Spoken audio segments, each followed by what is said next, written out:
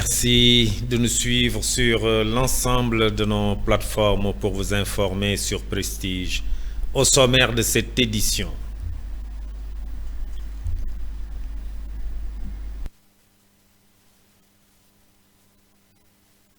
Bassirou Diomaye Faye a présidé ce jeudi à Dakar Arena la 3e édition de la Journée nationale des Daara. Son extrait dans ce journal. À Mbour, dans le département, Issa Sall a présidé la 2e édition du concept audience publique avec les jeunes de Mbour. C'est un plaidoyer auprès du maire pour une prise en compte des besoins de la jeunesse. Et puis, le CEM Mamadou Diaw de Thiès a été choisi ce mercredi pour abriter le lancement du projet de lutte contre les accidents notés dans les établissements scolaires. C'est une initiative de l'ONG Laser. La page de l'actualité nationale avant celle de l'actualité internationale et la page des sports viendra boucler ce journal. Dans un court instant, le développement.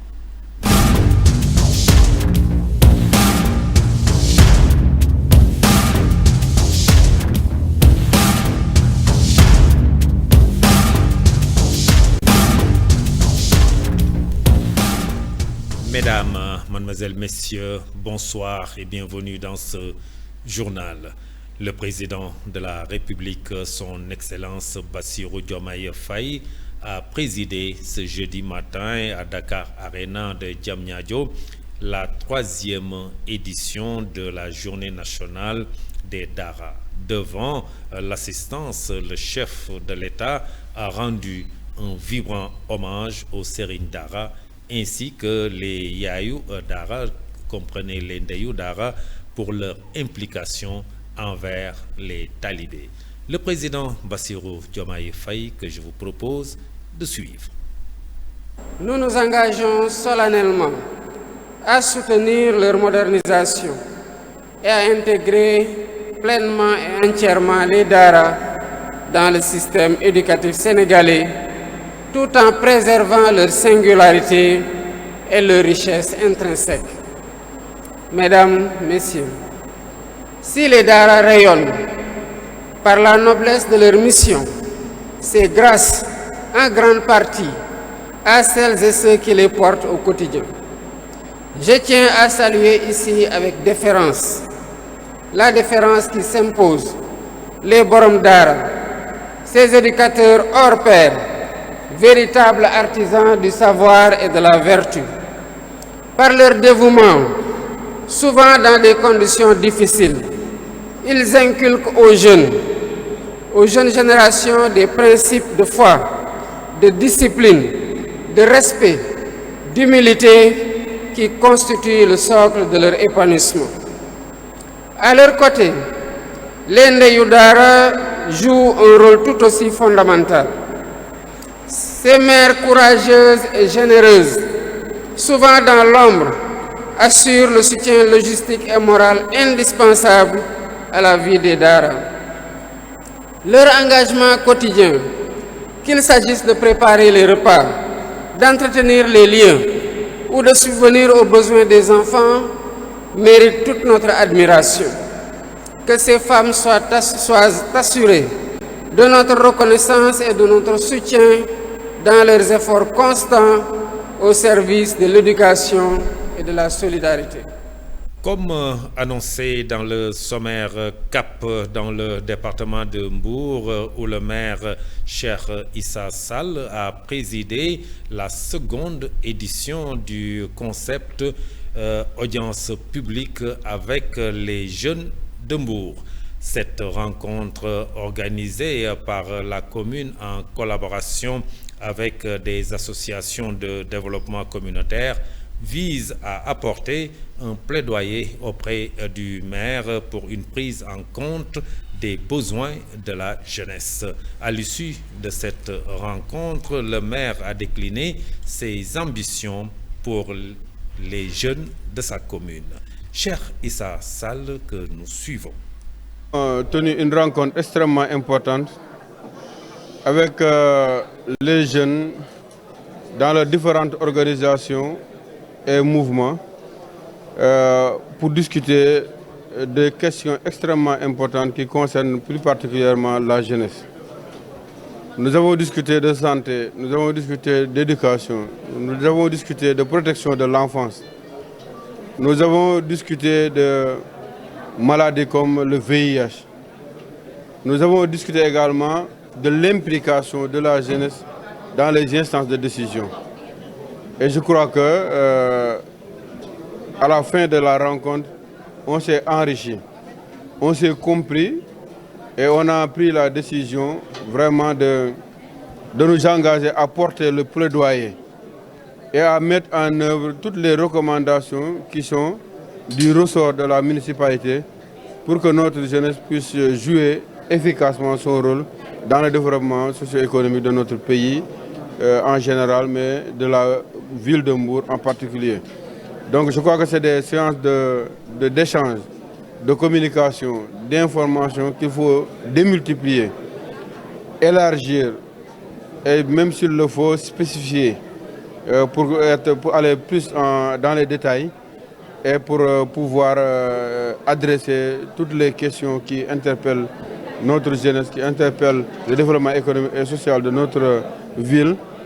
Et je crois qu'avec ce genre de rencontre, on peut véritablement permettre à la jeunesse de pouvoir apporter efficacement son concours dans le développement de notre pays. En mettant en œuvre, comme je l'ai dit, toutes les recommandations qui sont du ressort de la municipalité, on va diversifier les appuis aux associations. Au lieu d'appuyer presque exclusivement les associations sportives, nous allons également intégrer de manière sensible les associations qui œuvrent dans le domaine communautaire, dans le domaine du développement économique, dans le domaine sanitaire, dans le domaine de l'éducation.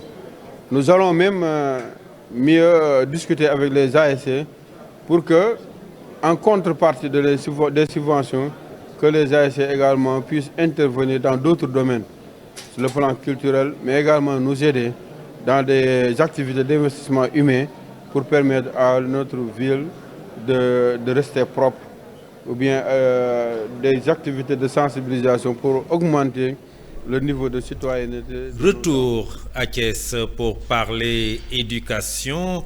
Le CM Mamadou Diaw de Thiès a été choisi ce mercredi pour abriter le lancement du projet de lutte contre les accidents notés devant les établissements scolaires. Une initiative de l'ONG Laser qui est membre du réseau d'organismes de sécurité routière a finalisé cette éducation sociale et culturelle. Venu représenter le ministre de l'Éducation à ce lancement, Moustapha Gueye, conseiller technique au ministère des Infrastructures, des Transports terrestres et aériens, a saisi l'occasion pour revenir sur l'importance de ce projet. Moustapha Gueye que nous suivons. C'est un projet aussi bien important, mais aussi c'est un projet de vie. Moi, je suis là pour représenter le ministre, pour marquer aussi l'importance que le ministre accorde à la sécurité routière. Parce que nous sommes dans un pays où la route tue que toutes les autres maladies que l'on peut citer. Donc avoir une initiative venant d'une ONG comme Laser ne peut être que bienvenue pour le ministère des Infrastructures qui doit engager aussi une politique de sécurité routière à mettre en place à l'échelle nationale. D'autant plus que ce projet rentre dans le cadre de la protection des usagers vulnérables, à savoir les enfants, qui sont les plus touchés. Je vous ai dit tout à l'heure que sur les 750 tués par an au Sénégal, les 2 tiers sont d'âge compris entre 3 et 35 ans, ce qui constitue la population active. Si on n'arrête pas ce fléau, la population active sera décimée. En dehors de l'impact sanitaire, il y a aussi l'impact économique. C'est pour cela qu'on est là, pour marquer notre témoignage, mais aussi notre engagement à côté de l'ONG Laser pour mettre en place une bonne politique de sécurité routière. Il consiste à aménager les abords des écoles, les endroits fréquentés par les enfants. Le concept de la zone 30 a fini de faire ses preuves un peu partout dans le monde. Donc si on en vient aussi à Thiès aujourd'hui à installer une zone 30 aux abords d'une école aussi bien fréquentée que celle-là, je pense que c'est une initiative non seulement salutaire, mais de sécurité publique aussi. Parce que les enfants sont des usagers très difficiles à manager, à gérer. Si on ne peut pas agir directement sur les enfants, l'intelligence voudrait qu'on agisse sur l'infrastructure. Et là, c'est ce qu'on vient de faire avec des passages cloutés, mais aussi des zones très intelligentes. Les couloirs de vie que vous avez vus tout à l'heure nous permettent vraiment de sécuriser les zones où les enfants peuvent être aux heures de pause pour ne pas qu'ils aillent sur la route au risque de vraiment se faire heurter par les deux roues motorisées qui sont très fréquentes dans la zone, mais aussi par les véhicules. Mais aussi les dodanes qui sont installés ici sont réglementaires.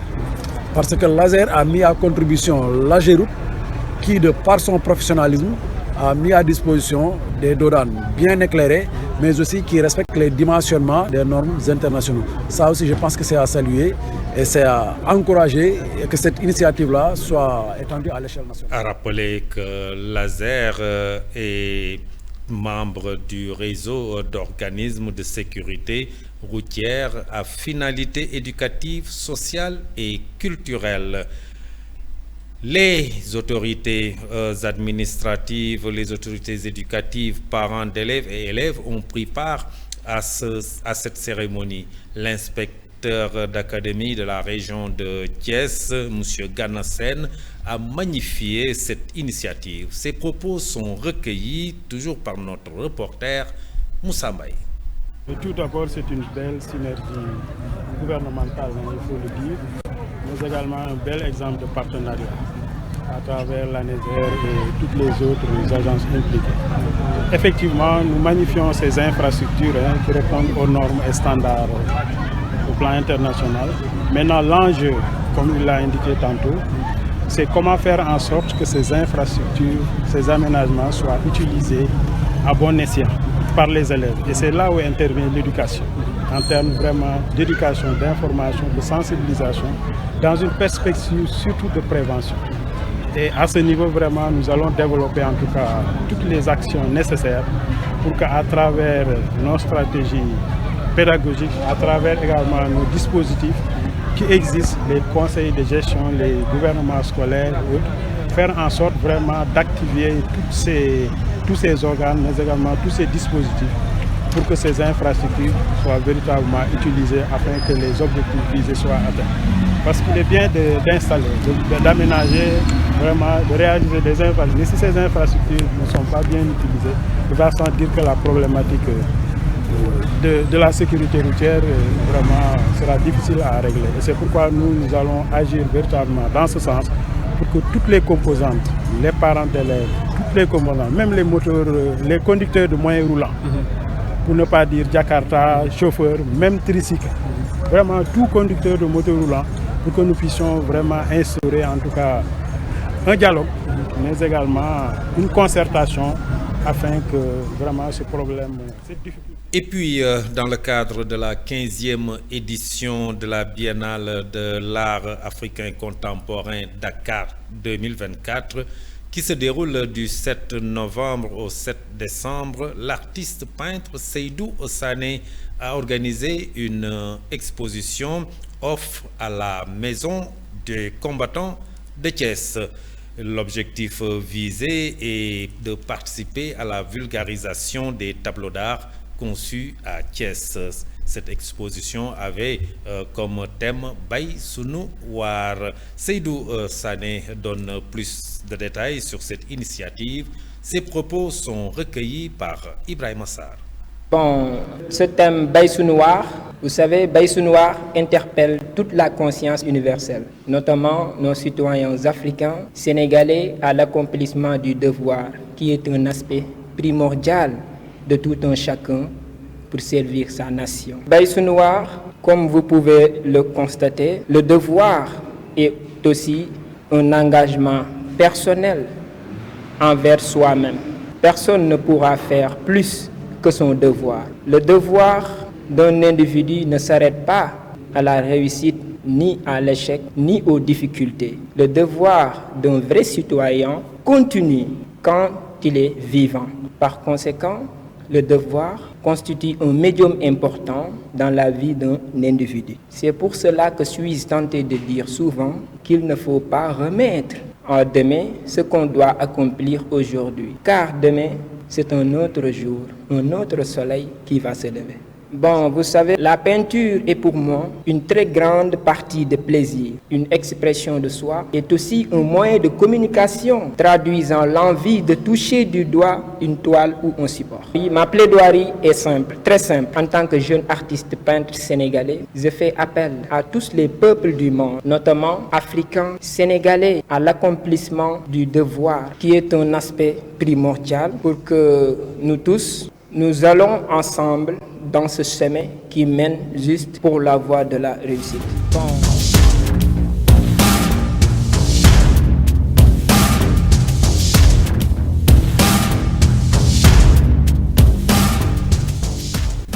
Page de l'actualité nationale, nous parlerons de la fermeture de l'université Assane Seck de Ziguinchor. Les étudiants soutiennent que le conseil académique n'a pas compétence à dissoudre les amicales. Et pour le 80e anniversaire du massacre de Thiaroye, Emmanuel Macron ne sera pas à Dakar. Mame Biram Cissé Gaye.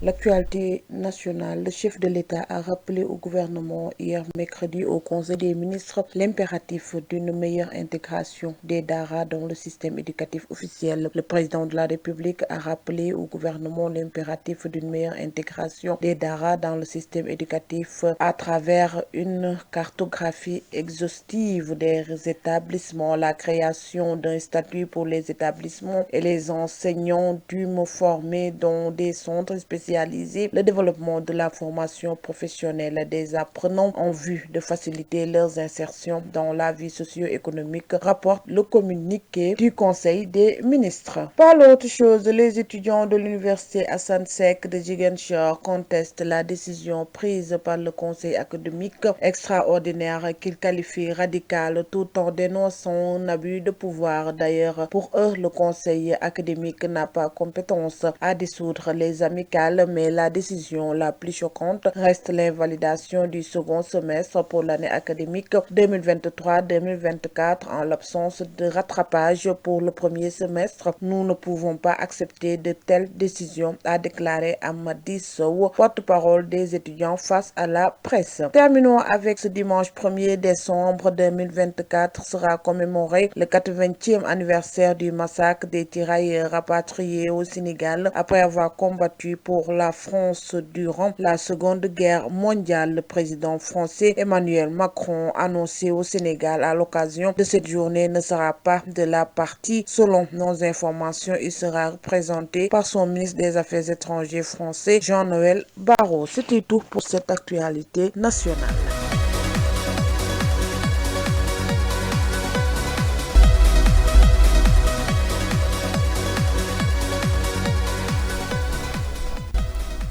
Information internationale au Moyen-Orient, des frappes israéliennes font 17 morts dans le centre de la bande de Gaza et que le président nigérian Bolo Tinubu en France pour une visite d'État axée sur l'économie. Mais aussi, retenez que Syrie, plus de 130 morts dans des combats près de l'Alep entre djihadistes et armées selon l'OSDH.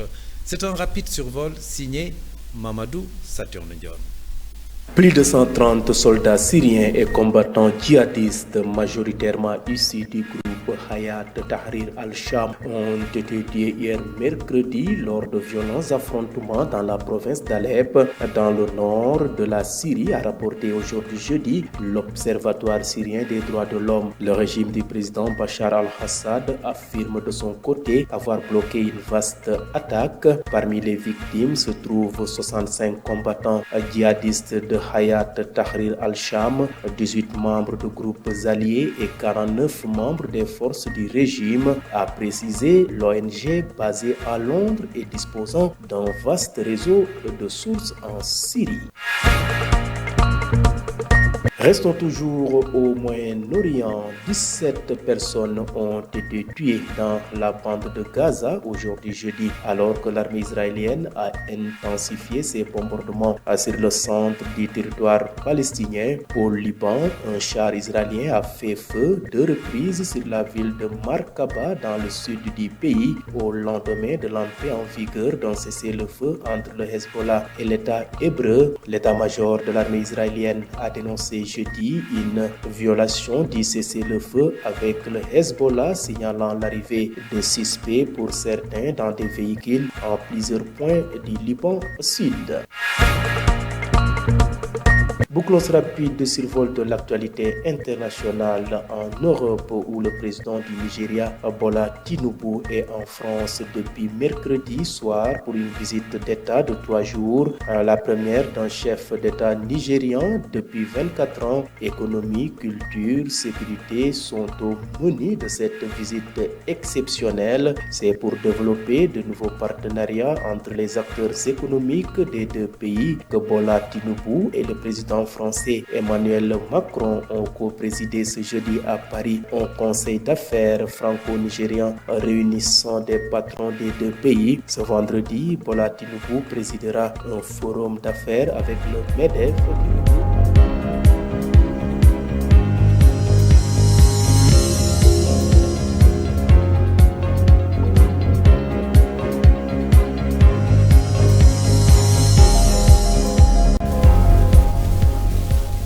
Merci Mamadou Saturne Ndione. À présent, la page de l'actualité sportive.